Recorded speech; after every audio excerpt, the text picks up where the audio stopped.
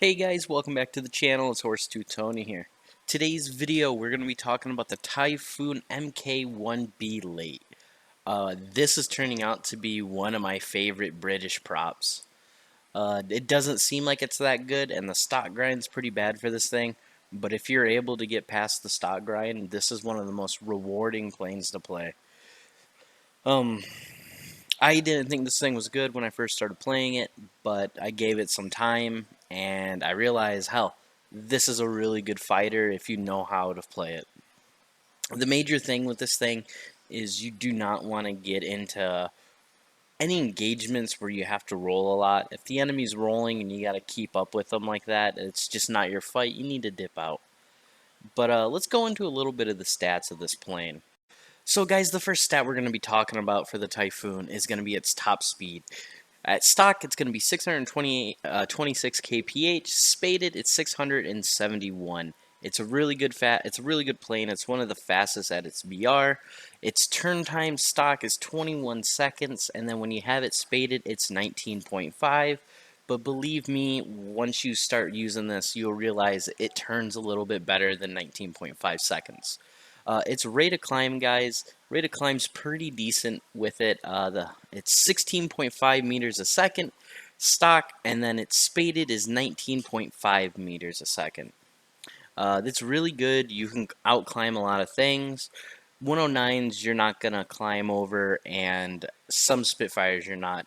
It has a good rate of climb, but the plane's really heavy. It's a heavy fighter, so you're just not gonna out climb everything, but it has enough to get the job done.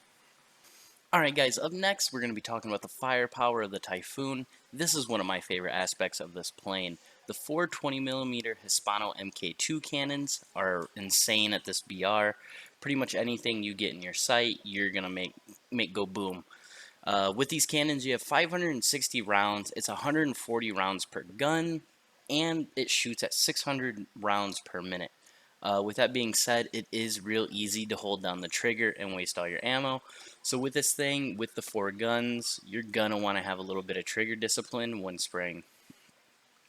If you're the type of guy that likes ground battles and you want to take this in for close air support, it can do that too, as you can carry 2 1,000-pound bombs, 2 500-pound bombs, 2 50-pound bombs, or 8 RP3 rockets.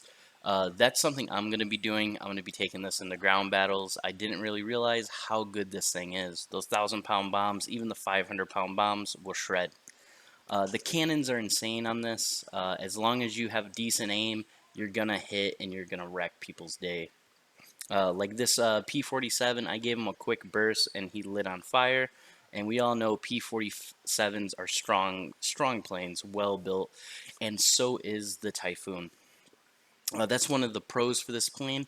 And talking about pros, let's talk about a little bit of pros and cons for this. So the first pro I have for this is it has great energy retention, and because it has that good energy retention, it's great at boom and zoom. It has strong firepower, those 420 millimeters. You can outturn 109s in a lot of things, given you're at your right speeds for it. It has a very strong elevator, and that's the biggest point for this plane. Between the cannons and the elevator, that's what makes the Typhoon so damn good in my opinion. Now let's get into a couple cons of this plane. Alright, so the first con I have for this plane is what we stated earlier, is it has a terrible roll rate, and that roll rate makes it hard to dodge people while they're behind you. That's why you should stick to boom and zoom. This thing also overheats like no other, and you have poor high altitude performance. Overheating is not the biggest issue for this. Like, you do overheat and you have to watch your engine, but it's not as bad as the early Spitfires. Uh, Also, like we stated, it is terrible when stock. And I know I said this thing's a flying tank, but that's if you get hit in the fuselage. If you take any wingtip damage or anything like that, that's where your ailerons are located. It's gonna hinder your performance of this plane massively because you won't be able to roll right or left, give or take where you took that damage. If you got a hole in your right wing, you're not turning right at all. So guys, with all the information I've given you about this Typhoon, how should you play it? Uh, If you're stock, play this thing as strictly boom and zoom, side climb, get above people, and hit people that aren't expecting you, and pull out. Don't turn to fight them, just get your shots and then zoom climb away or just run. When you're spaded is when this thing shines because you are able to turn with just about everything in this game but a zero. Spitfires will give you some trouble, but you can dunk on a Spitfire in this. When you're flying this, you need to keep altitude on your enemy because vertical turns is where this thing really shines. Because when you're dogfighting somebody, you gotta think of the dogfight as kind of like an egg. When you're at the top of the egg, you're gonna turn faster than when you're at the bottom. There's more distance you have to travel compared to being at the top, and that's because you're losing speed.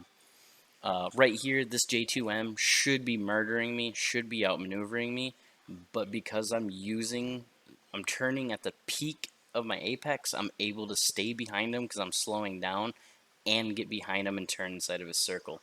As you can tell, once you have to start rolling with somebody, this thing's terrible, but once you can just engage the ailerons, it's GG, game over for anybody.